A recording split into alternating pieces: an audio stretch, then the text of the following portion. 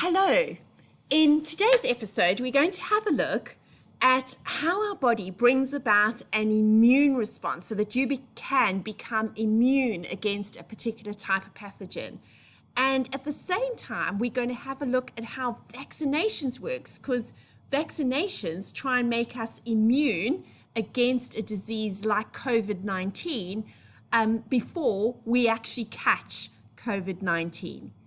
In Show My Homework, there is a picture of a sheep for you to download to annotate notes on. And your heading for today, immune response and vaccinations.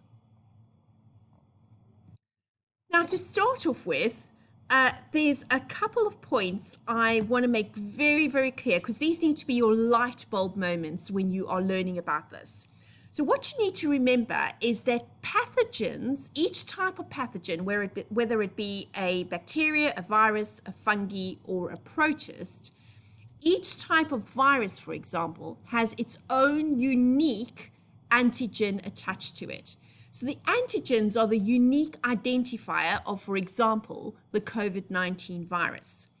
So what I want you to remember is that pathogens have their own unique antigens. And in fact, our body cells have antigens as well, but our body recognizes, our white blood cells recognize it as being as part of us rather than something foreign, okay?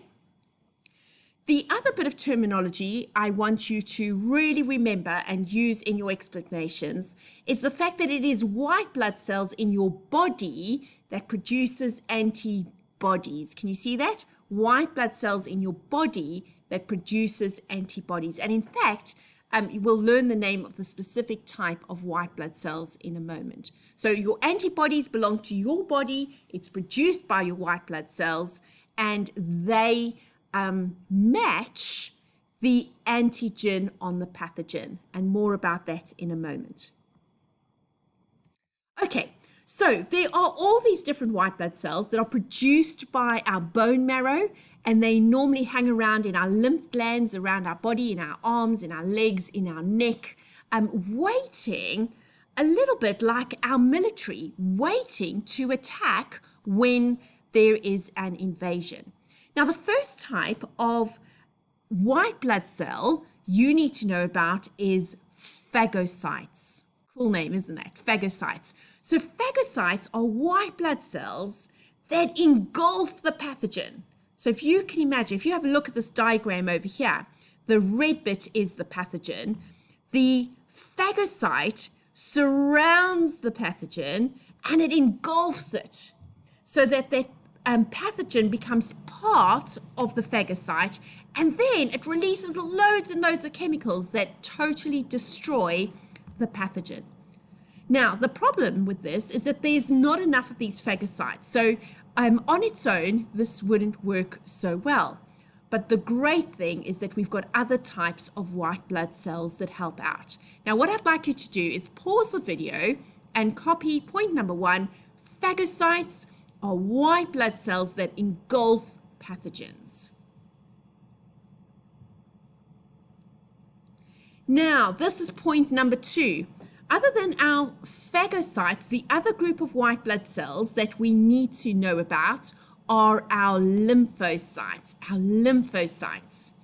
Now, there are different types of lymphocytes, and let me introduce you to the characters. The first character in our lymphocyte team is the B lymphocytes. And the way that I remember is B is for antibody.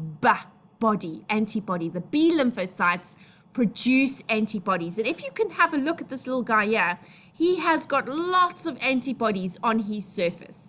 And they're very, very specific shape, because antibodies work a little bit like a lock into the key, which is the shape of the antigen on the pathogen. So the job of the B lymphocytes is to produce antibodies. Also part of the team are certain T cells, T lymphocytes, we could just call them T cells, that coordinate a response. They almost kind of a little bit like generals and say, right, this team, you need to be activated. This team, you need to go and do this. So I love the system. It's so exciting. Now, the next characters are a little bit like the special forces. So over here, we have the killer T cells. Now, the killer T cells, again, they recognize the shape of the antigen on the pathogen, and then they will be activated and they will go straight in, find our cells that have been invaded by the virus, and they kill those cells. Now, you might be thinking it's a little bit weird that our white blood cells are killing our own cells. But if you remember when we studied viruses, viruses actually go inside the cell and then they start to reproduce. And when there's so many of them, they burst and those little new viruses go and infect other cells. So it's a small price to pay to kill our cells that have been infected by the pathogen using the killer T cells. In addition, when the B lymphocytes hook onto the pathogen with the corresponding antigen, they kind of hold it in place, and then the killer cells come in and destroy it. So it's a real team response. And then what happens after an invasion, lots of these memory T cells are produced over here. And the fantastic thing about the memory T cells is that they remember what action has to happen when a specific antigen is inside their body with that particular pathogen.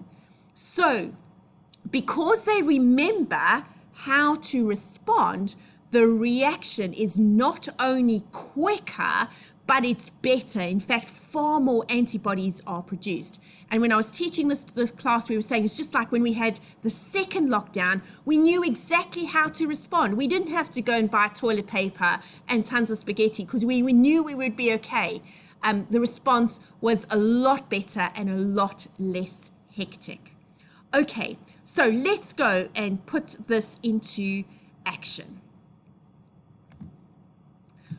Pause the video and just write down these notes on the second group of white blood cells, the lymphocytes, and what all their roles and names are. Okay, now, when we get infected by a pathogen, our body brings about a response. And in fact, a vaccine brings about the same response, but the advantage is it's such a tiny, tiny, tiny little bit that we don't get ill, okay?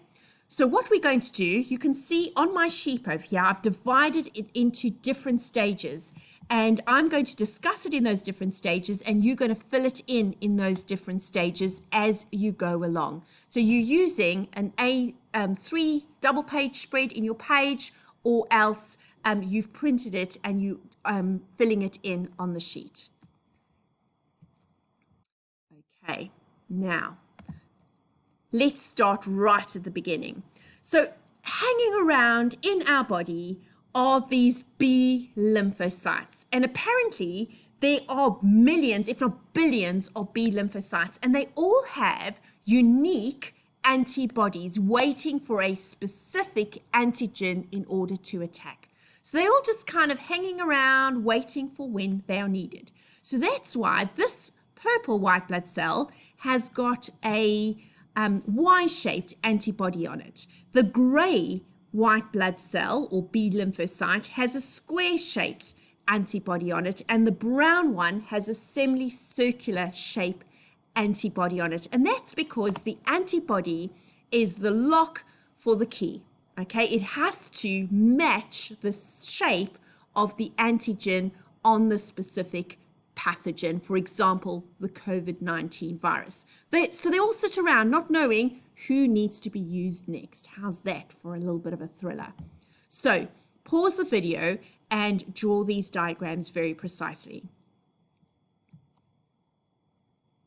Okay, now, either you get the COVID-19 virus and you go through the symptoms while your body is building up its immune response, or if you're lucky enough to get the vaccine first, this is what's going to happen. So let's start off with the definition of a vaccine. Can you write this in your notes?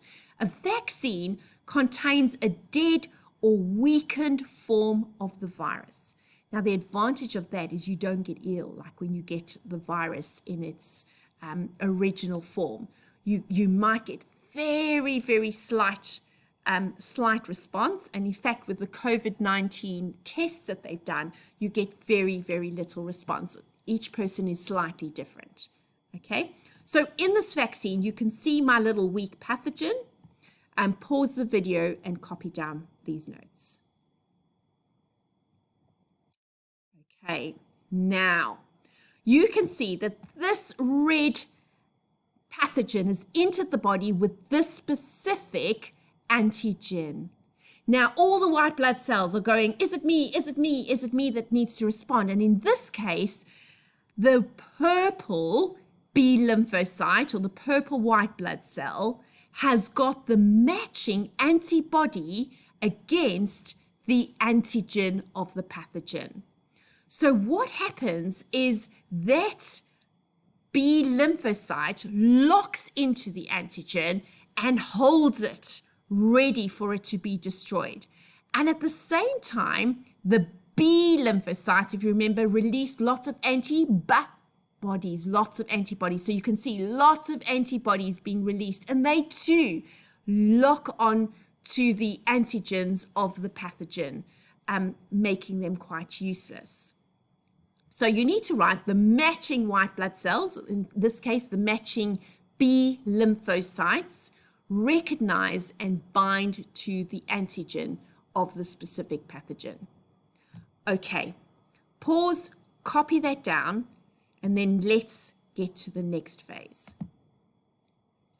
Right, now, as this happens, the B lymphocytes start cloning themselves so that we can have lots of B lymphocytes all producing lots and lots of antibodies to attack the pathogen. So they clone themselves to make as much antibodies as possible. And at the same time, specific killer T cells arrive. Remember, these were the special forces.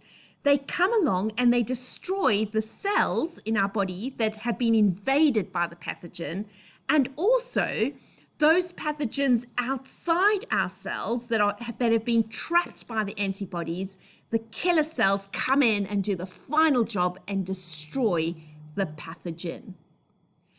Now, the great thing is that next our body starts to produce memory cells. So memory cells remember how the body has responded, so that if we are infected again, this whole response can happen, but so much quicker and so much bigger. So what I want you to do is write notes on this, copy this out, and then go to the second video, because I'm going to run out of filming time, and then carry on with the rest of the story. We're almost there. Well done.